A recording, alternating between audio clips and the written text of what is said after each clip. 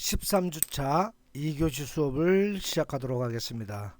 2교시 수업은 1교시 수업에서 미리 여러분에게 공지하였듯이 기말고사 예상 문제를 풀어줄 예정입니다.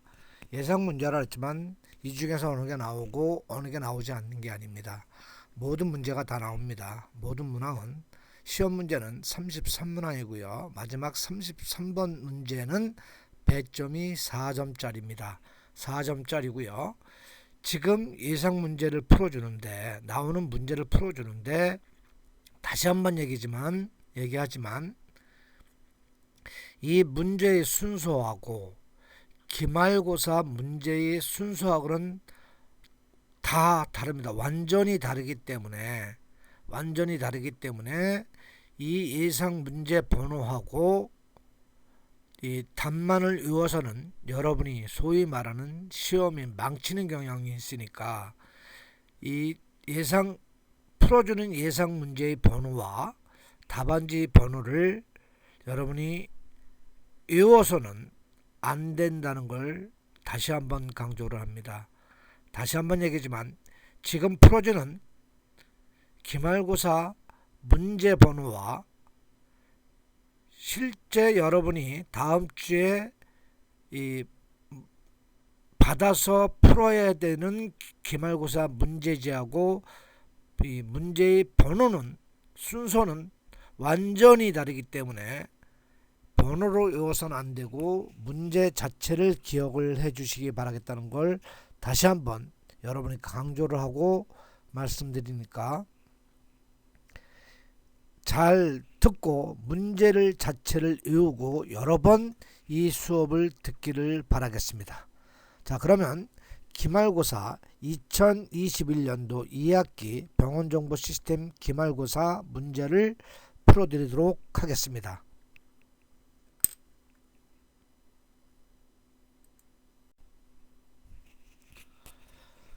자, 첫 번째입니다. 다음 중 업무상 재해의 인정을 받지 못하는 경우는, 이건 산재의 문제겠죠. 업무상 재해의 인정을 받지 못하는 경우는 뭔지. 자, 1번 근로자가 근로계약에 따른 업무나 그에 따르는 행위를 하던 중 발생한 사고, 이거는 업무상 재해의 인정을 받겠죠. 두 번째, 사업주가 제공한 시설물 등을 이용하던 중 그 시설물 등의 결함이나 관리 소홀로 발생한 사고, 이것도 업무상 재해로 인정을 받을 수 있습니다. 그 다음 세 번째, 휴게 시간 중 사업주의 지배관리에 있다고 볼 수 없는 행위로 발생한 사고, 이거는 정답이 되겠네. 이건 업무상 재해로 인정을 받지 못합니다. 왜냐하면 사업주의 지배관리에 있다고 볼 수 있는 행위입니다. 그러니까 사업주의 지배관리에 있는 행위로서 발생한 사고는 업무상 재해인데 지배관리에 있다고 볼 수 없는 거라 그랬어요. 그래서 이게 틀린 답이 되겠습니다. 3번이 틀린 답입니다. 4번은 직장 내 괴롭힘, 고객의 폭언 등으로 인한 업무상 스트레스로 발생한 질병은, 이건 업무상 질병이기 때문에 이것도 업무상 재해로 인정을 받습니다. 다음 다섯 번째, 통상적인 경로와 방법으로 출퇴근하는 중 발생한 사고, 이 출퇴근 사고인데 이것도 업무상 재해로 인정을 받기 때문에 업무상 재해입니다. 그래서 정답은 3번이 정답이 되겠습니다. 다음 두 번째 문제입니다. 지역 응급의료기관 이상의 지정을 받은 의료기관에 응급증상으로 응급실을 방문한 경우 부과되는 수가는, 이건 응급관리료가 되겠죠. 그래서 1번 기본진찰료, 2번 전문상담료, 3번 야간가산료, 4번 응급관리료, 5번 없음. 그래서 정답은 4번 응급관리료가 되겠습니다. 다음 문제. 다음 중 응급의료에 관한 법률에 의거 응급증상이 아닌 것은, 이건 저희 12가지 24가지죠. 그래서 응급증상이 아닌 것은 1번 신경학적 증상의 의식장애는 이건 응급증상에 해당이 되겠죠. 두 번째, 심혈관계 증상의 호흡곤란, 이것도 응급증상에 해당이 됩니다. 세 번째, 소화경련, 이것도 응급증상에 해당이 됩니다. 네 번째 화상, 이것도 응급증상에 해당이 됩니다. 다섯 번째 기침, 감기, 이거는 경증 환자로서 응급환자에 해당이 안 되기 때문에 정답은 5번이 되겠습니다. 다음 문제.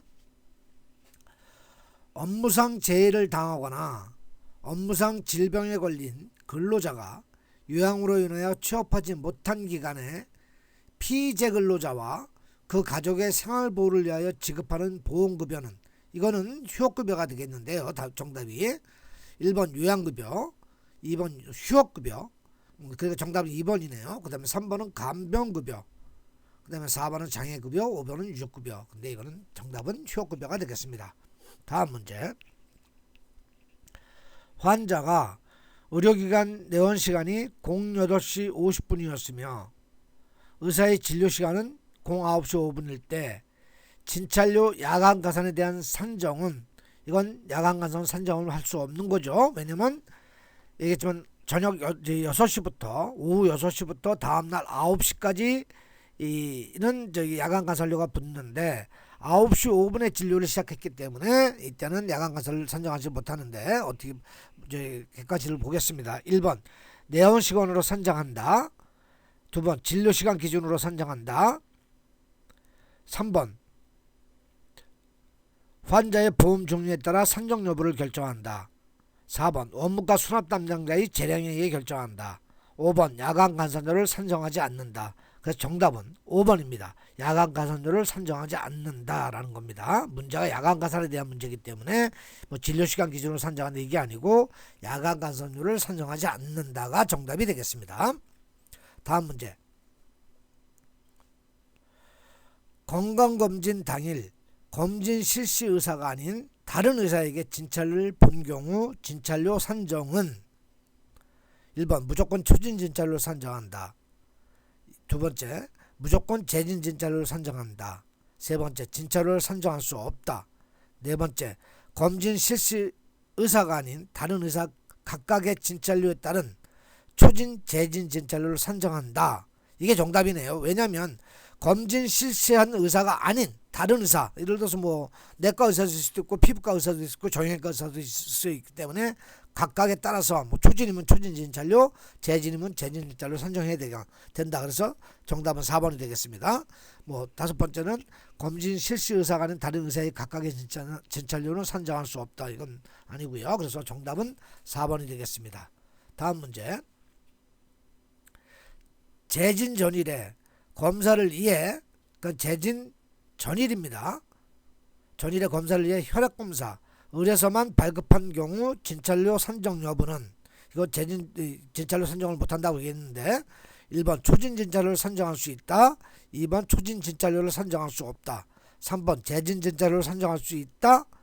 4번 재진 진찰료를 산정할 수 없다. 다섯 번째 협의 진찰료를 산정한다. 답은 4번이 되겠죠. 재진 진찰료를 산정할 수 없답니다. 없다가 맞는 거예요. 다음 문제. 자, 화면 좀 넘기고요.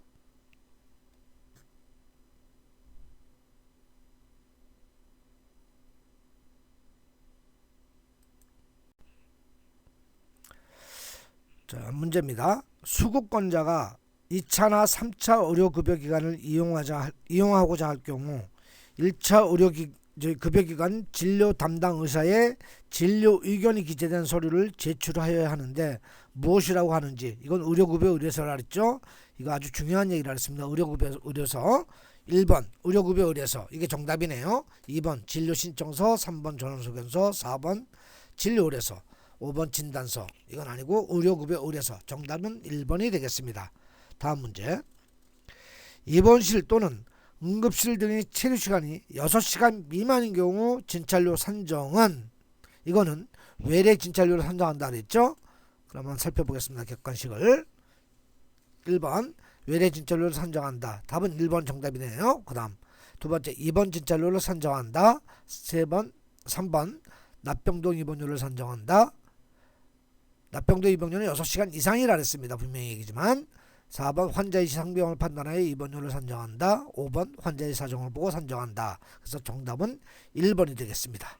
다음 접수 시 꼭 기억해야 할 내용이 아닌 것을 고르시오. 1번 동명이인이 상당히 많다. 당연히 동명이인이 많다 그랬죠. 두 번째, 환자들은 본인이 수술할 진료과에 대하여 정확히 알고 있다고 믿고 원하는 진료과를 접수한다. 이건 아니죠. 이거는 접수할 때, 여러분이 접수할 때 해당 상병에 맞는 진료과를 선정을 해야 되는 것이지, 환자가 예를 들어서 속쓰리인데 정형외과를 해달라, 예를 들어서 신경외과를 해달라 그러면 안 되는 겁니다. 그래서 정확하게 어디가 아픈지를 확인한 다음에 해당 진료과를 접수를 해야 된다는 겁니다. 3번은 환자들은 접수되기를 지루해 한다. 4번 환자의 정보를 공유 또는 유출, 아는 척해서는 안 된다. 5번 환자의 진료 보험 종류를 정확히 구분해야 한다. 당연히 아주 중요한 거죠, 이런 거. 그러니까 이거를 여러분이 기억해서 접수할 때 꼭 기억하고 하셔야 된다는 겁니다. 자, 화면 좀 넘기고 계속하도록 하겠습니다.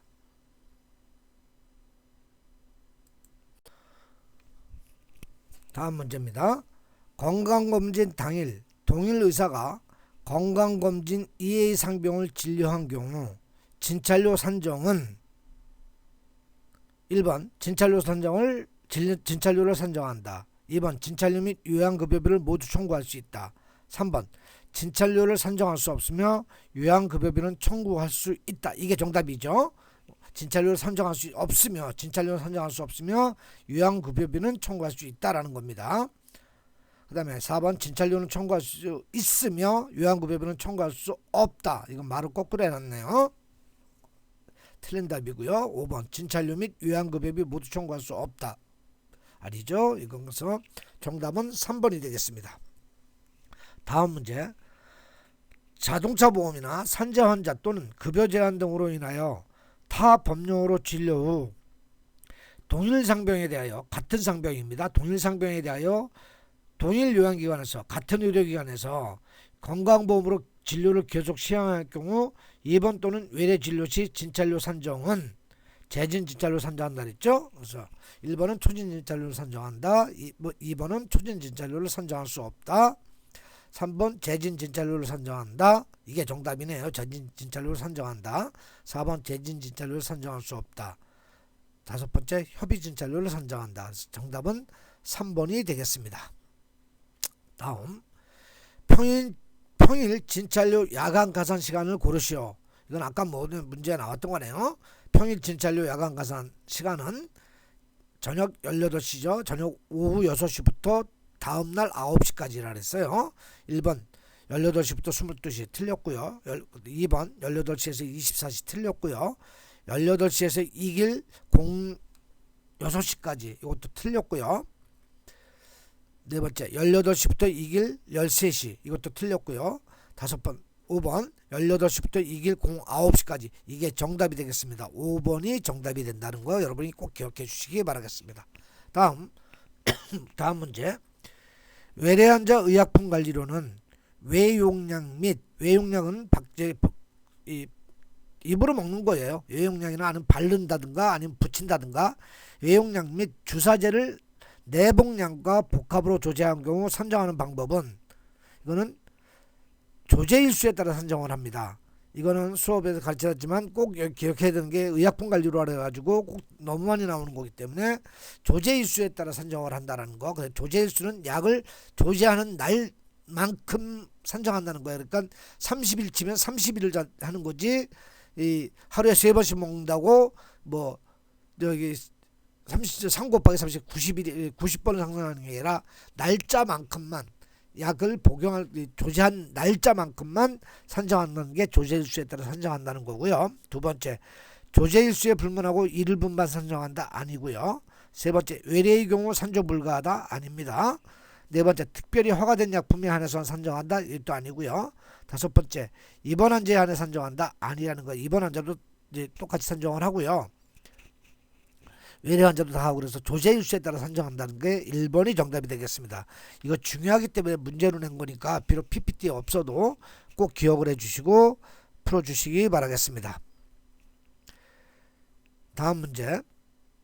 산업재해 환자가 산업재해 요양 절차를 이루기 위해 반드시 의료기관에 통보되는 서류는, 산업재해 요양 절차를 하기 위해서는 의료기관에서 받는 서류가 있죠. 그거는 요양결정통지서, 요양급여 결정통지서입니다. 그럼 1번 요양급여 결정서, 이게 1번이 정답이 되겠습니다. 2번 최초 요양 신청서, 이거는 산재를 하기 위해서 신청을 하는 거고요. 의사소견서는 당연히 최초 요양 신청할 때 의사소견서가 들어가고요. 지급보증서는 이건 자동차 보험에서 지급보증을 하는 거고요. 5번 진료계획서는 진료 기간을 연장할 때 쓰는 게 진료계획서가 되겠습니다. 그래서 정답은 1번 요양급여 결정서가 되겠습니다. 자, 다음 화면 띄운 다음에 계속 진행하도록 하겠습니다. 다음 문제예요. 동일 기관에서 같은 기관에서 같은 의사가 하나의 상병 치료 중 전혀 다른 상병이 발생하여 진찰을 한 경우 진찰료는 몇 번을 산정하는가? 이건 1회라고 강조를 했어요. 바로 1교시에 한 번입니다. 그래서 객관식 보면 1번 상병 숫자만큼 아니라는 거, 2번 최대 4회, 3번 최대 3회, 4번 최대 2회, 5번 1회. 그래서 정답은 1회가 되겠습니다. 5번 1회가 정답이 되겠습니다. 다음 문제. 각종 검사의 결과만을 알기 위해 내원한 경우 진찰료 산정은 1번 초진 진찰료를 산정할 수 있다? 아니고요. 2번 초진 진찰료를 산정할 수 없다? 아니고요. 3번 재진 진찰료를 산정할 수 있다. 이게 정답이죠. 검사 결과만 알기 위해 진료를 봤을 때는 재진 진찰료를 산정할 수 있습니다. 이게 3번이 정답이 되겠네요. 4번 재진 진찰료를 산정할 수 없다. 5번 협의 진찰료를 산정한다. 자, 다음 문제. 진료 목적으로 내원하는 환자의 경우 개인정보 수집에 대하여 동의를 받아야 하는 경우는, 이 개인정보 받는 거 상당히 중요합니다. 이건 수업 시간에 얘기했던 겁니다. 1. 진료 목적으로 내원하는 환자의 성명, 나이, 전화번호, 주민등록번호 수집의 경우는 해당이 돼야 됩니다. 이거는 굳이 개인정보 수집 동의를 받지 않아도 당연히 할 수 있다라고 얘기되어 있습니다. 두 번째, 진료와 직접 관련된 진료 신청, 진단, 검사, 치료, 수납 등의 경우도 이건 개인정보 동의를 굳이 안 받아도 된다라는 거. 세 번째, 진료 목적 이외에 최신 의학정보, 각종 건강 행사 등 의료기관이 홍보를 위한 서비스를 제공하기 위하여 수집하는 경우는, 이때는 별도로 개인정보 수집에 대한 동의를 꼭 받아야 된다는 겁니다. 그래서 정답은 3번이 되겠네요. 4번은 진료와 연결된 예방접종 안내의 경우, 이때는 굳이 동의서를 안 받아도 됩니다. 5번째, 각종 검사 등과 연결되는 병원 이전 또는 휴업에 관한 정보에 의하는 경우는 굳이 동의를 안 받아도 개인정보보호법에 위배되지 않는다. 그래서 정답은 3번이 되겠습니다. 다음 문제. 건강검진 시 이상이 있어 단계적 정밀검사 또는 치료 등을 실시할 경우 요양급여 적용은 1번 건강검진 처음부터 요양급여비를 청구할 수 있다. 아니죠. 이거는 틀렸죠. 2번 건강검진 당일은 요양급여 모두를 청구할 수 없다. 이것도 아닙니다. 요양급여비는 청구할 수 있다 되어 있어요. 3번 건강검진 결과 단계적 정밀검사 또는 치료 등을 실시하는 순간부터 재진 진찰료 및 요양급여비를 청구할 수 있다. 이게 정답이 되겠습니다. 왜냐면 건강검진 결과가 이미 나온 상태에서 단계적으로 정밀검사할 때는 재진 진찰료하고 요양급여비를 청구할 수 있습니다. 그래서 이 문제의 정답은 3번이 되겠습니다. 4번은 건강검진 결과는 며칠 이후 나오기 때문에 이상이 있는 종목의 요양급여를 건강검진 당일부터 소급 적용하여 청구할 수 있다. 소급해서는 안 됩니다. 소급해서는 안 되기 때문에 이거는 틀린 답이 되겠습니다.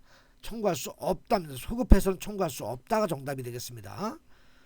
그다음 5번 건강검진 결과 이상이 있을 경우 결과를 통보받기 전부터 이루어진 모든 검사 및 치료는 요양급여를 소급 적용하여 청구할 수 있다. 이것도 틀린 겁니다. 위의 문제하고 거의 비슷하죠. 그래서 이거는 정답은 3번이 되겠습니다. 다음 문제. 환자들의 내원 구분에서 응급내원이란 무엇을 뜻하는가? 응급내원이 무엇을 뜻하는가? 1번 진료시간 이외에 내원한 것을 의미한다. 아니죠. 두 번째 외래 진료를 위한 내원을 의미한다. 아니고요. 셋째 응급증상이 아닌 환자로 응급실 진료를 원하는 환자를 의미한다. 이것도 아니죠. 넷째 4번 문제 응급증상인 환자로서 응급실 진료 환자를 의미한다. 맞죠. 이건 정답이 4번이 되겠네요. 응급증상이 환자여야 됩니다. 응급증상은 응급증상과 준응급증상은 응급환자로 분류할 수 있다 해서 4번이 되겠습니다. 5번 공휴일 및 일요일 예원하는 환자를 의미한다. 이때 와도 응급실은 오지만 경증 환자는 응급환자가 아니기 때문에 응급증상, 응급내원이라고 안 하고 그냥 응급실 진료 본 환자일 뿐입니다. 응급내원이라는 걸 정확하게 여러분이 용어를 이해해 주시기 바라겠습니다. 화면을 넘긴 다음에 계속 진행하겠습니다. 다음 문제. 산업재해 환자란 어느 기관의 승인을 받은 환자를 말하는지. 이건 당연히 근로복지공단이죠. 그래서 1번은 건강보험공단 틀렸고 아니고요. 2번 건강보험심사평가원 아니고요. 3번 손해보험협회 아니고요. 4번 의료기관장 아니고요. 5번 근로복지공단. 그래서 정답은 5번이 되겠습니다. 다음 문제. 고혈압이나 당뇨병 등의 상병으로 의료기관에 지속적으로 내원하는 환자에게 교육, 상담 등을 통해 자신의 질병을 이해하고 합병증을 예방할 수 있도록 교육하는 경우 산정하는 수가는 뭐냐? 자, 이거는 만성질환관리료인데 정답이 1번 가정간호 방문관리료, 2번 의약품관리료, 3번 만성질환관리료. 그래서 정답은 3번이 되겠네요. 그 다음에 4번 재진진찰료, 5번 교육료 이렇게 되겠습니다. 다음 문제. 감기 등과 같이 어느 일정 기간 완치 여부가 불분명하고 치료가 단기간에 종결되었다 하더라도 다시 치료를 받을 때 그 상병의 진행 상태의 종결 여부가 불분명할 때 진찰료는 어떻게 받아야 하는지. 1번 재진진찰료 정답이죠. 1번 재진진찰료가 정답이 되는 겁니다. 2번 초진진찰료, 3번 협의진찰료, 4번 진료과 각각의 초진진찰료, 5번 진료과 각각의 재진진찰료 모두 틀렸고요. 정답은 1번 재진진찰료가 되겠습니다. 다음 문제. 동일 기간 중 동일 의사에게 하나의 상병 치료 중 전혀 다른 상병이 발생하여 진찰을 한 경우에 진찰료는 이건 재진진찰료입니다. 동일 기간 동일 의사라 그랬습니다. 그래서 하나의 상병 치료 중 전혀 다른 상병이 발생하여 진찰을 하더라도 재진진찰료 산정해야 된다고 1교시에 얘기했죠. 그래서 1번은 초진진찰료 아니고 2번 재진진찰료, 2번이 정답이 되겠습니다. 3번 협의진찰료, 4번 상병 각각의 초진진찰료, 5번 상병 각각의 재진진찰료 이렇게 되는데 2번 재진진찰료가 되겠습니다. 다음 문제. 업무상의 재해를 의미하며 이는 업무상의 사유에 따라 근로자의 부상, 질병, 장애, 사망을 의미하는 재해란 뭐냐? 이거는 산업재해죠. 1번은 건강보험재해, 2번 자동차보험재해, 3번 산업재해. 그래서 3번이 정답이 되고요. 4번 공무상재해, 5번 의료기관재해. 자, 화면 좀 넘기고 계속 진행하겠습니다.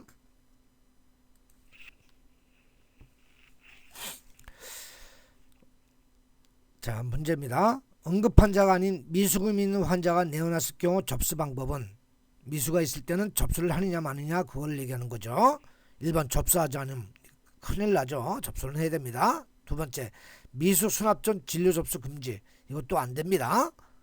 3번 경찰서 신고하기, 이것도 안 되고요. 4번 수납 당시 진료과 접수 금지, 이게 무슨 말인지 모르겠네 이거는. 그 다음 5번째 미수 수납 안내 및 납부 방법에 대한 고지하고 확인 후 접수하는 겁니다. 무조건 접수는 해야 된다는 겁니다. 그래서 정답은 5번이 되겠습니다. 5번이 되겠습니다. 자, 화면 넘기고 계속 하겠습니다. 자, 문제입니다.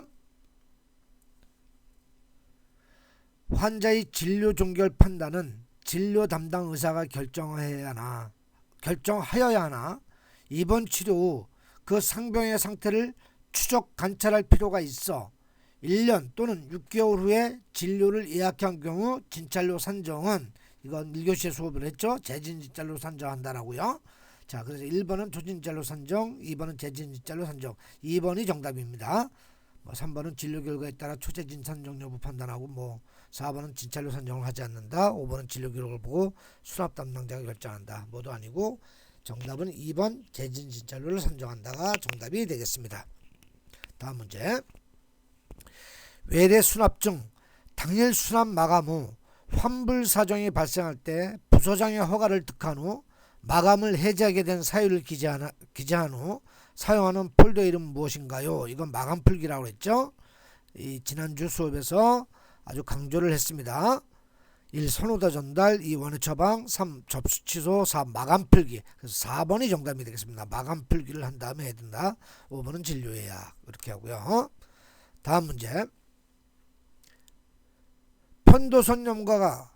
편도선염과 감기와 같이 그 주요 증상이나 치료 과정이 유사한 상병의 경우 30일 이내의 진찰료 산정은, 이것도 재진 진찰료죠. 정답은 1번은 초진 진찰료, 2번은 재진 진찰료. 그래서 정답은 2번이 되겠습니다. 나머지는 읽지 않고 넘어가겠습니다. 화면 넘기고 계속하겠습니다. 다음 문제입니다.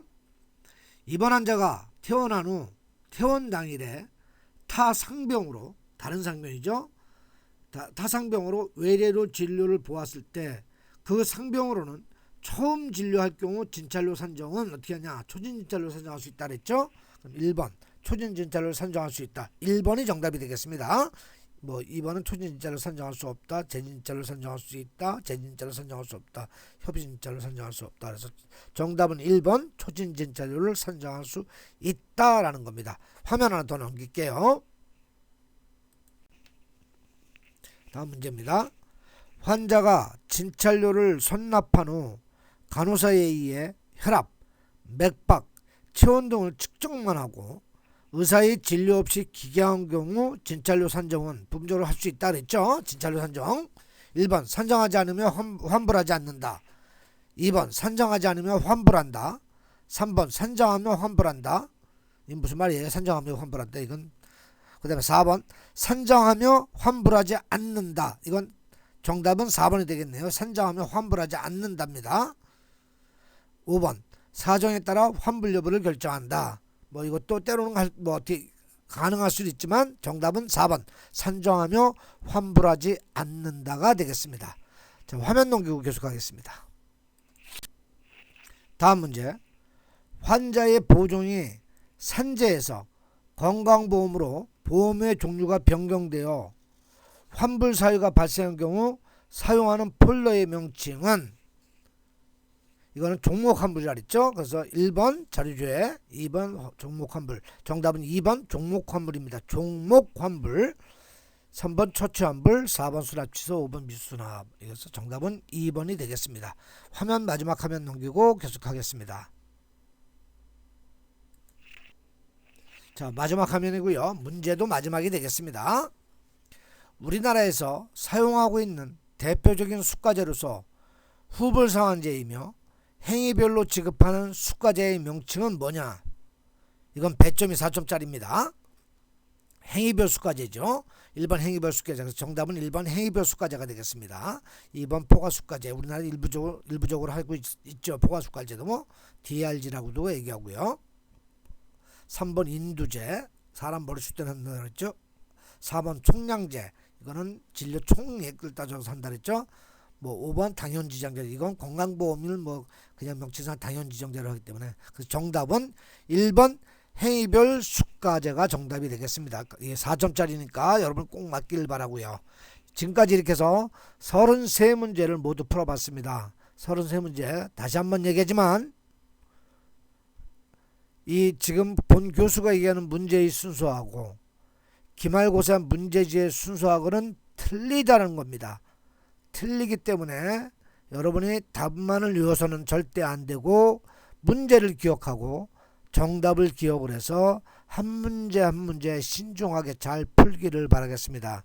모든 학생들이 만점을 받기를 바라면서 이렇게 해서 13주차 수업을 모두 마치도록 하겠습니다. 13주차 수업 모두 마치고요. 다음 주 14주차는 기말고사 대면으로서 만나기를 바라겠습니다. 지금까지 수업하시느라고 수고 많았습니다. 모든 수업 마치겠습니다.